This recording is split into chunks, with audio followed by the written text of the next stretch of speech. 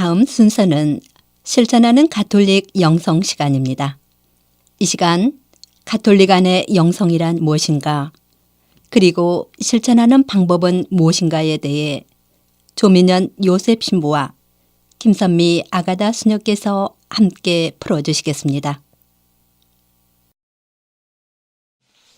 가톨릭 방송 애청자 여러분 안녕하십니까? 여러분과 함께하는 실천하는 가톨릭 영성의 조민현 요셉 신부입니다. 김선미 아가다 수녀입니다. 오늘은 실천하는 가톨릭 영성 17번째 시간으로 환대, 하스피탈리티에 대해서 알아보도록 하겠습니다. 먼저 2015년 9월에 미국을 방문하셨던 프란치스코 교황님께서 9월 24일 아침에 의회에서 연설을 마치시고 정치인들과의 오찬을 하지 않으시고 워싱턴 DC의 생 패트릭 성당 가톨릭 자선단체에 모인 200명의 노숙자들의 점심 식사에 참석하셔서 노숙자들과 함께 식사하시면서 교황님이 성서 구절을 인용해서 하셨던 짧은 연설이 기억에 많이 남습니다. 교황님께서 말씀하시기를 하느님의 아들도 이 땅에 노숙자로 오셨습니다. 요셉과 마리아에게는 방이 없었습니다. 성모님은 아들을 낳으셨고 그를 천에 싸서 여물통에 넣었습니다. 왜냐하면 어떤 숙소도 구할 수 없었기 때문입니다. 그렇게 태어나신 예수님은 모든 사람들과 연대하시기를 원하십니다. 그는 고통받고 눈물 흘리고 어떤 종류의 불의를 당하고 있는 사람들과도 자신을 동일시하고 계십니다. 예수님은 오늘도 매일 우리 집 문을 두드리고 있습니다. 우리 형제 자매들의 얼굴을 하고 문을 두드리고 있습니다. 라고 하셨습니다. 이처럼 예수님도 노숙인으로서 홈리스로 우리에게 왔다는 프란치스코 교황님의 따뜻한 설교는 가톨릭 신자뿐만이 아니라 가톨릭 신자가 아닌 사람들의 가슴에게도 삶의 진실과 용기를 일깨우는 아름다운 설교로 오랫동안 기억에 남을 것으로 생각됩니다. 네, 흥미롭게도 성경은 예수님을 낯선 분으로 말합니다. 요한복음 1장 11절에 의하면 예수님은 당신 땅에 오셨지만 그분의 백성은 그분을 맞아들이지 않았습니다. 루카복음 9장 58절에도 예수님은 여우도 새들도 소유하는 그러한 집을 갖지 못하셨습니다. 그래서 예수님은 배를 타고 가실 때에도 베개를 베고 주무셔야 했는데요. 그러므로 히브리서 13장에 의하면 손님 접대를 소홀히 하지 마십시오. 손님 접대를 하다가 어떤 이들은 모르는 사이에 천사들을 접대하기도 하였습니다. 라고 나옵니다. 네, 이 시대의 영성가 헨리 나우엔에 의하면 한대는 낯선 이가 들어와 친구가 되도록 하는 자유로운 공간을 창조한다고 하였습니다. 그러니까 낯선 일을 한대한다는 것은 바로 나의 세상으로 그 사람을 환영하는 것인데요. 낯선 이는 누구일까요? 바로 집을 잃어버리고 불안과 두려움 속에 있는 이들, 전쟁으로 인해서 상처를 받은 이들, 외로움으로 인해 고통받는 현대인일 것입니다.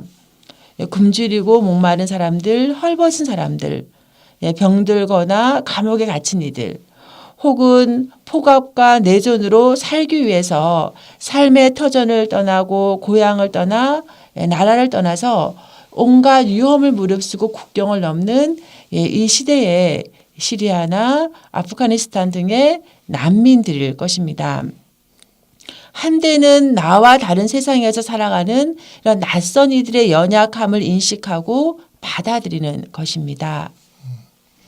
우리들 중에 누구도 우리가 언제 뿌리 뽑힐지 또 다른 사람의 동정을 요청하게 될지 아무도 모릅니다. 인간의 역사를 통해서 보면 사람들이 한 장소에서 다른 장소로 쫓겨나서 이주해 갔던 시절이 있고 또 힘이 약해지고 억압을 받는 그런 시절이 있게 됩니다. 최소한의 인간다운 삶마저 허락되지 않는 지금의 난민들과 같은 시절이 언젠가 우리에게도 닥쳐올지도 모릅니다. 어떤 곳에서는 이같이 낯선 이들을 받아들여 주지만 어떤 곳은 전혀 아닙니다. 불행하게도 낯선 이들을 두려워하는 것은 인간사회의 긴 역사입니다. 낯선 이들이 위협을 주는 것처럼 보입니다. 육체적인 해를 끼치는 것 같고 우리의 안전을 위협하는 것 같은 두려움 때문에 그들을 멀리 두려고 노력하게 됩니다. 즉 편안하고 보호를 즐기는 이들이 홈리스 같은 낯선 이들이 주변에 있을 때 당연히 두려운 거죠. 건강한 사람들은 에이즈 걸린 사람들을 피하게 되고 아주 부유한 사람들은 가난에 찌든 이웃 마을에는 들어가고 싶어 하지 않습니다. 갱의 폭력이나 마약이나 실직이나 심지어는 정부의 그 웰페어의 도움에 의존하는 그런 마을에 들어갈 생각이 없습니다. 주류 사회의 기준에 맞지 않거나 주류 사회의 문화와 그 언어를 사용하지 않는 이들에게는 그들이 주류 사회에 들어갈 공간이 전혀 없게 됩니다. 즉 자신을 보호하기 위해서 그들을 배척하거나 심지어는 파괴해버리고 부숴버리고 어떤 이들은 돈이나 또 선물로 그들을 단순히 만족시켜 버리려고 합니다. 네, 이상하게도 우리 사회에서는 단순히 위험에 빠져 있는 낯선 이들에 대한 한대만이 아니라 이 젊음을 숭상하는 사회에서는 노인들은 종종 자신의 가족으로부터의 보살핌과 사랑으로 고립이 됩니다. 아주 바쁜 우리 요즘 현대 사회에서는 아이들이 방과 후에 집으로 가도 반겨지지가 않습니다. 배우자들이 서로 함께 저녁을 먹을 시간도 없습니다. 그래서 우리가 이처럼 크거나 작은 슬픔으로 분리되거나 소외되었을 때 혹은 서로의 삶이 너무 바쁠 때 우리가 이전에 사랑했던 이들에게조차도 서로에게 낯선이가 됩니다.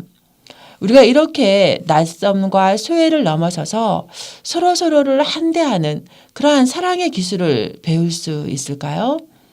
집으로 돌아오는 그러한 기쁨을 되찾을 수 있을까? 성경에 의하면 한대는 도덕적인 과제입니다.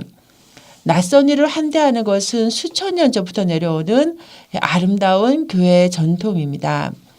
프란시스코 교황님도 우리에게 간곡히 공고하셨습니다.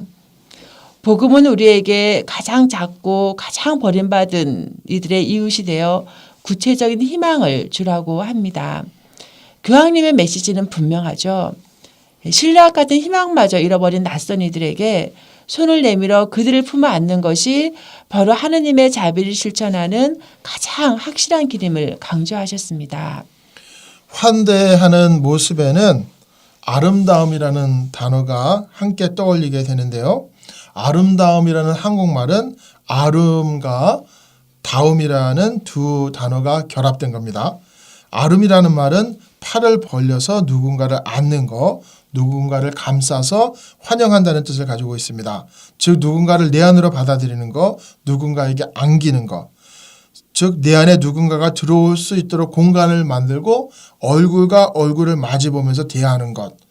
또 그것이야말로 예수님과 연대하는 가장 아름다운 모습이고 하느님의 자비를 실천하는 모습이라고 할 것입니다. 여러분 다음 시간에 여러분께 인사드리겠습니다. 안녕히 계십시오.